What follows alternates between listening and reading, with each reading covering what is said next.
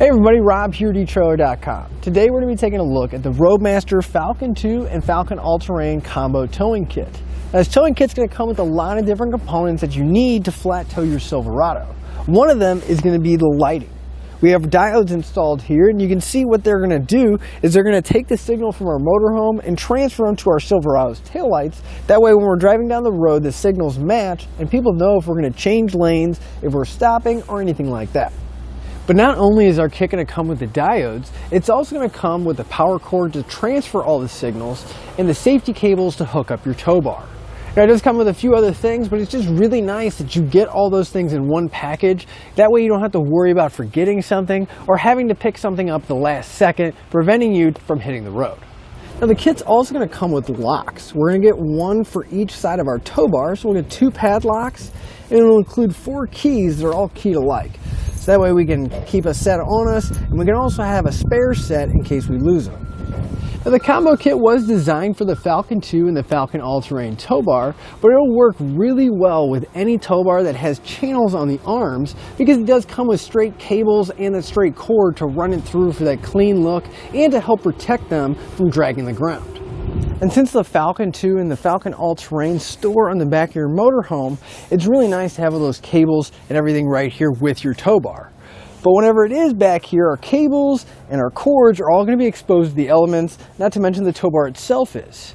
So Roadmaster understands that we want to keep everything looking nice, and we want it to last as long as we can get it to. So they also included a cover, which is really going to help protect all of your components back here from the elements. The inside of our cover has a really nice soft lining to it, so we're not going to have to worry about any kind of scratches or abrasions on the tow bar. The outside of the cover, though, is going to be made out of a marine grade vinyl. So it's going to hold up really well to all those elements, even if it's extremely cold or rainy where you're at. It goes on extremely simple. We'll have one opening. We're just going to kind of grab all of our components, make sure they fit into the opening, kind of lift it up, and just start sliding it over the tow bar until we can get all the pieces inside. You just kind of want to watch your cables and the levers on the tow bar, and just slide it over. And then on the inside, we do have a buckle to help secure everything down and make sure it's not going to come off.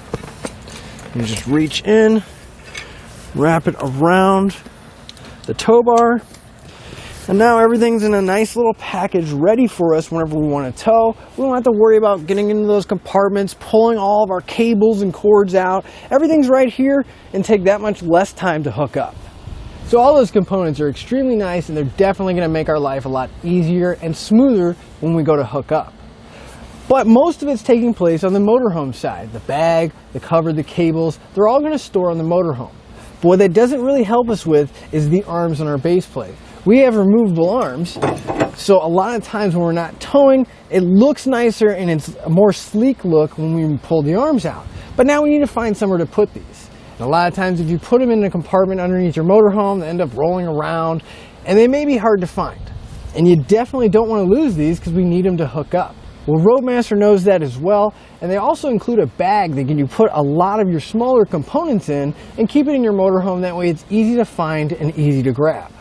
And the bag's a pretty good size. It's a really good size to go ahead and put the arms of your tow bar in. We have this nice hook and loop fastener to keep it closed. And it's even got a handle on it, so again, it should be real easy to reach into your compartment, grab this, run out to your truck, and get everything set up. Now, when it comes to the safety cables and the cord, get everything kind of in place, that's really straightforward. It's not that complicated. But I do realize that a lot of customers may be a little bit nervous when it comes to electrical work, especially on a brand new truck. But rest assured, it's definitely something you can do at home. It's not complicated at all, and there's not really any special tools required. To get the diodes in place, we simply just need to mount the plug on the front of our truck, run a 4-pole wire to the back, and then we're going to tap into the taillights. Now again, I realize some people may be a little concerned, but we're going to show you how to test everything, make sure you use the correct wire, and how to wire up the plug, the cord, and get everything in place. In fact, let's go ahead and bring the truck into the shop and go through the process together so you can have the confidence to do it at home.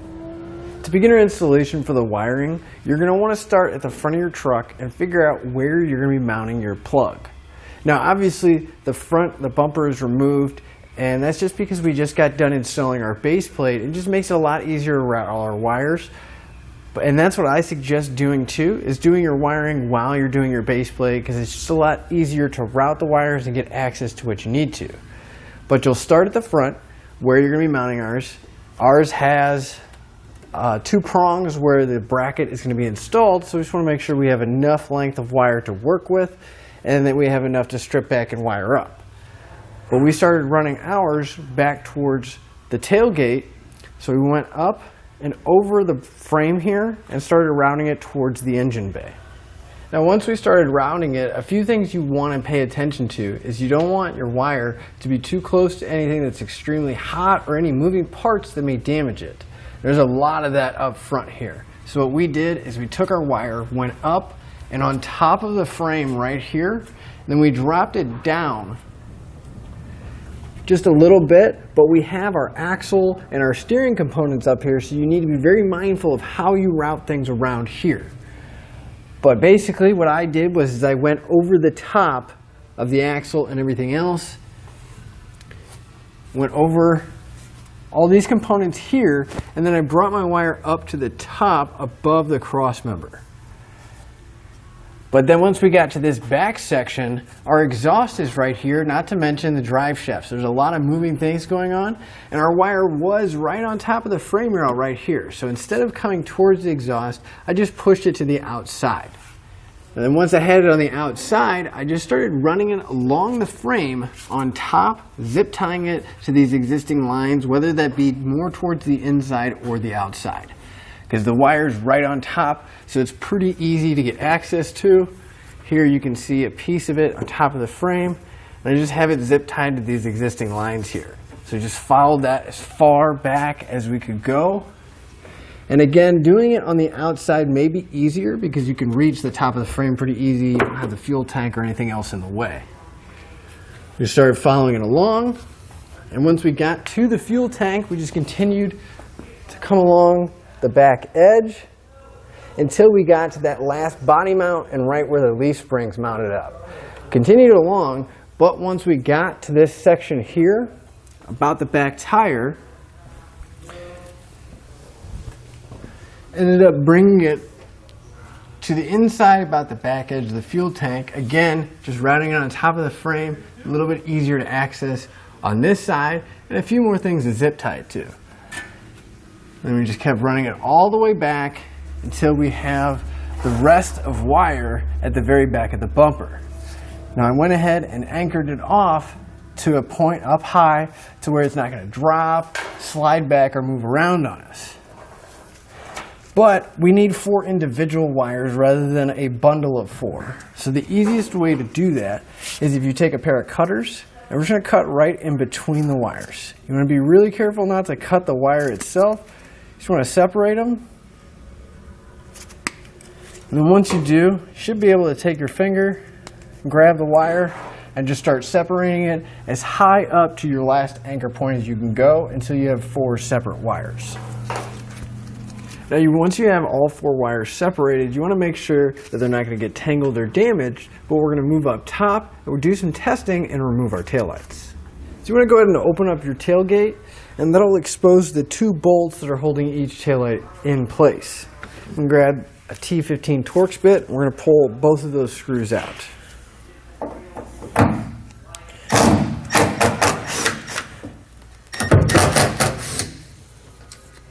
Now once you have them both removed, you want to grab the taillight and you want to pull straight back. There's some alignment pins and we don't want them to break, so you don't want to wiggle too much side to side.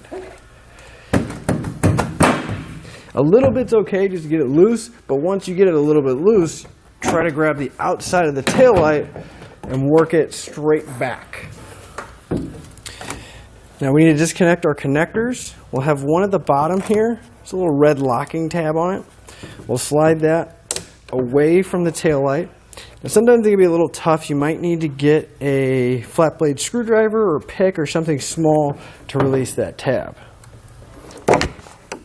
We'll just move that tab out. And then we want to press down on the black tab, and we can disconnect the connector. Now up here, we should just be able to turn that connector quarter turn and it'll release it. Now keep in mind there is a clip holding the wiring in place, but you should be able to just grab the wiring and free it from that clip. It's going to be the same process over on the other side, so we're going to pull that one out as well. So at this point we need to test our circuits and figure out which pin on this connector and which wire it goes to controls which function. So right now I have all my lights turned off except the tail lights, and I'm going to be taking a circuit tester and testing each one of these pins to figure out which one is our taillight circuit. So I'm getting a signal. If we look at the connector, if we have the tab on top, it's coming from the top right pin. And if we look on the back of the connector, we'll see that it's going to be the dark brown wire. Just pay attention closely because there is a black wire that's very close to the color, but our taillight signal is the brown wire that's next to the red wire here. Now I'm going to verify that by testing it on the passenger side and figure out the corresponding color and wire on that connector as well. So now we need to test for our brake signal. So I have an extra set of hands pressing on the brake pedal with all of the other circuits turned off because we want to isolate that signal. And we're going to repeat the same process of testing each one of the pins and figuring out which one is giving us that signal.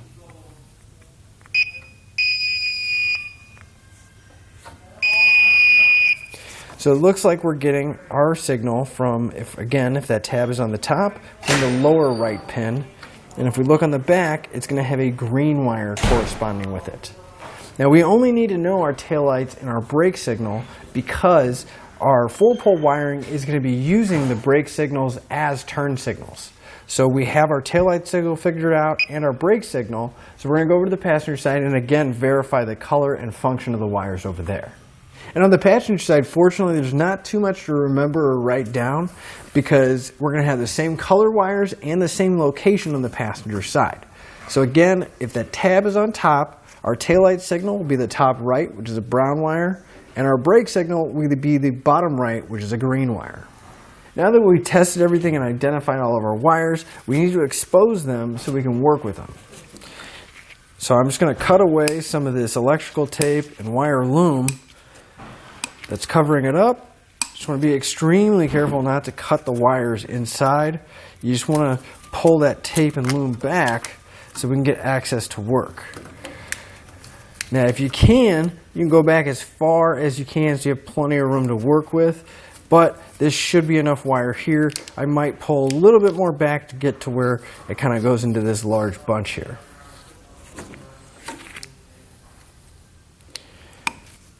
But again, be very careful. You don't want to cut the wires inside.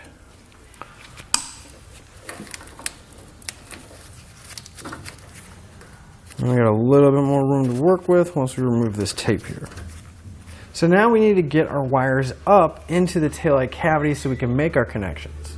Now we're on the driver's side here, so we only want to bring up our yellow wire and our brown wire. Now if you look into the taillight cavity, most likely you should be able to see the ground. So depending on how you routed your wires, you might be able to reach down, grab them, and just pull them through the pocket here, which that's what I'm going to do. But again, we only need our yellow and brown wire up top here.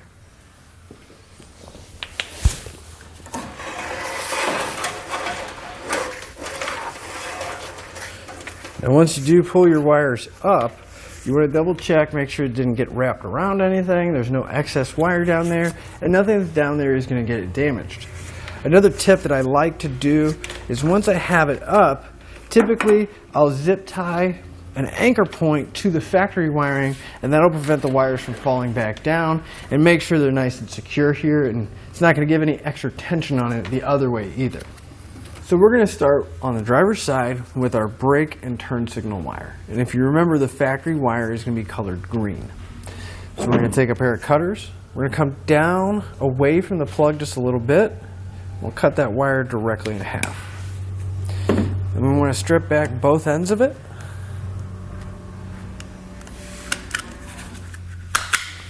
And we want to grab the diode, one of the diodes, that has all blue connectors on it. We'll grab two of them, doesn't matter which two. Just grab two off of them, slide them over the bare wire, and crimp it down.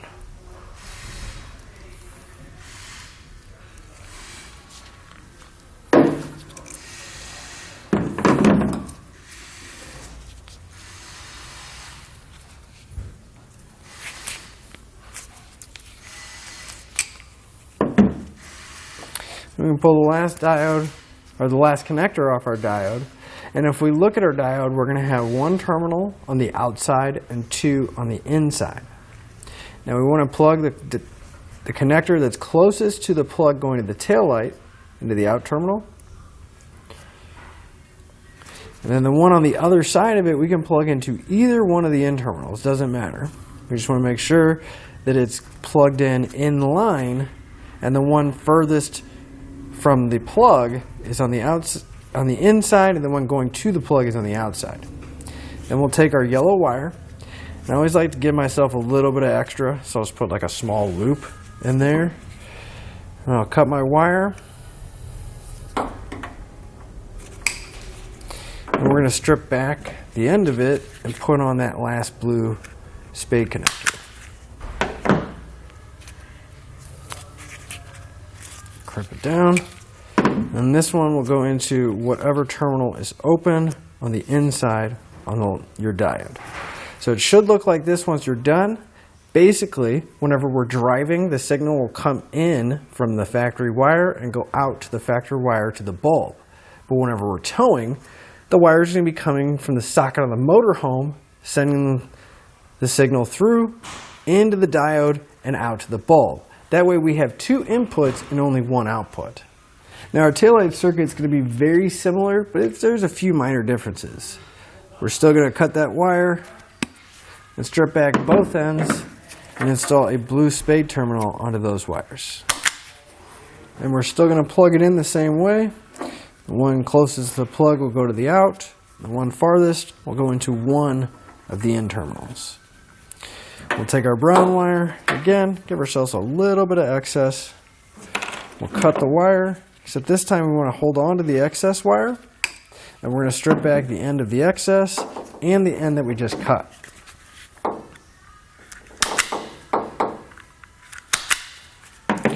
I like to take the two wires, I'm going to combine them together. This time we want to grab the yellow spade terminal, and that's the main reason for this in the kit, is because it makes it a lot easier to get two wires inside rather than trying to cram them into the blue connector. We'll put both ends of the wires in there, make sure everything's seated inside, and we'll crimp it down. And this one is going to plug right into the other in terminal, or our taillight diode. Now the reason why we have this excess wire coming out is because this is our jumper wire that's going to go. We're going to need to send this back down, meet up with our green wire, and both of those are going to go over to the passenger side. That way each side has a taillight signal and a brake and turn signal. But you might notice that you're going to have not that much brown wire.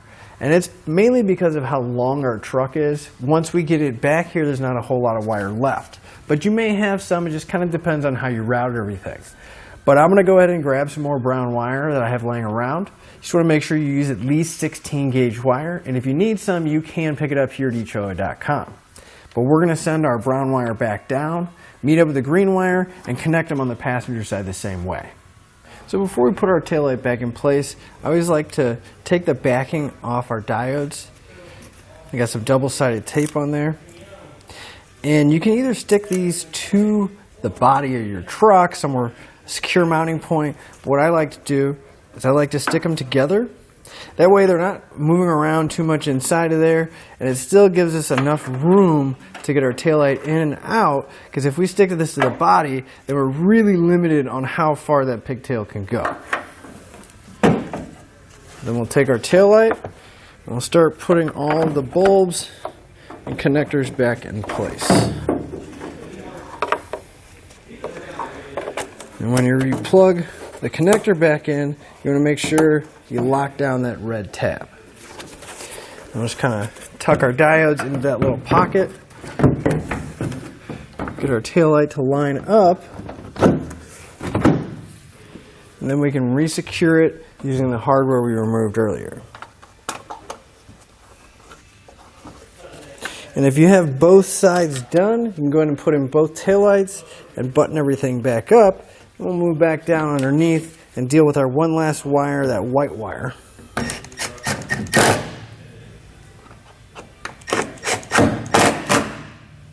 Now our white wire that we have left is our ground wire. So we need to attach this either to an existing ground or find a nice solid flat spot of sheet metal that we can attach it using a self-tapping screw and a ring terminal. Now if we look up, our wire is already extremely close to the frame, which is a good thing because we can use our frame as the grounding point. So I'm going to go ahead and give myself just a little bit of extra wire. Go ahead and cut the excess off. Strip back the end of it. We want to grab one of the ring terminals out of our kit and we'll crimp it onto the end of our wire.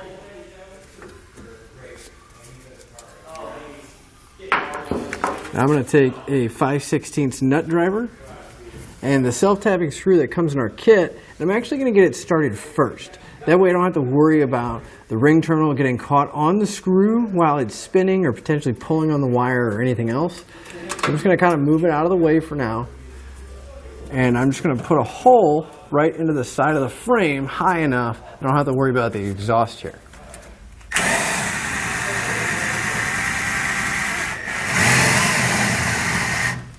And once you have your hole made, we'll put our ring terminal around the self-tapping screw and secure the screw into the frame. Now it's important to check that ring terminal. You don't want it to be spinning.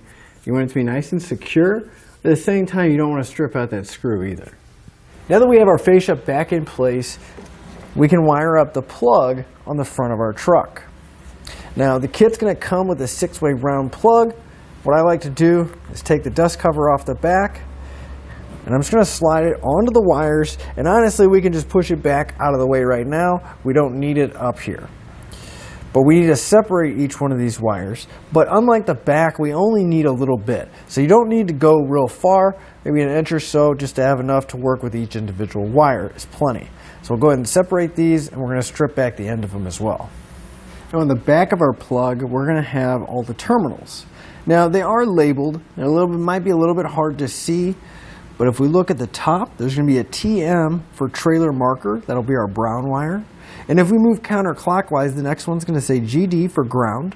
It's a little bit larger. That's going to be our white wire. Then down here at the bottom, if we look real close, you can see it says LT for left turn. That's going to be our yellow wire. And then next to that is going to be RT for right turn. That's going to be our green wire. Now, the other two terminals are not going to be used in our application, but if you are going to be using them, say you have a charge line, you want to use the center pin, because there is an industry standard of 2 different ways to wire these up, but our cord uses the center pin for the 12-volt power source, just so you know in case you are wiring anything else up. But we'll just get a really small Phillips screwdriver. We want to loosen up the terminal on whichever wire we're going to work with, and I suggest you don't take these out. They're extremely small and very easy to lose, so just loosen it up enough that you can get the wire inside the terminal.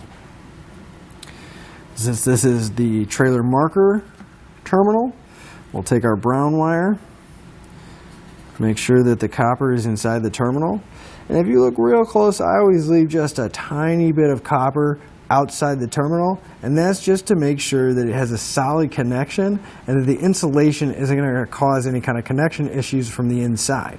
However, you do want to make sure that the copper is in the terminal and it's not crossing over, potentially causing an arc on another circuit. So we're just going to go through and put the rest of our wires in the corresponding terminals. Now this next step isn't necessarily necessary, but I always recommend putting dielectric grease inside the connector here, because that'll hopefully prevent any kind of rust or corrosion from building up inside. So I'm just going to fill this whole cavity up where all the connectors and terminals are.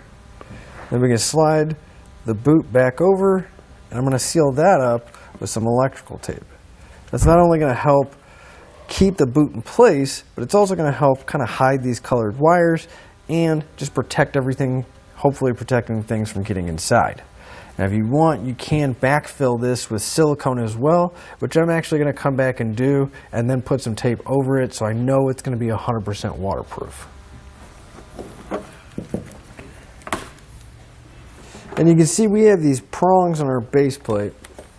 So I'm going to tuck my wire back, line up the holes in our bracket. I'm going to use a self-tapping screw to go directly into those posts.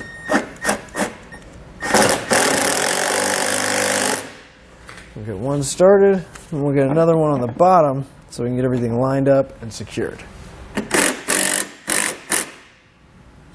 But now that the plug's mounted on the front of the truck, we need to get our umbilical ready so we can do our testing.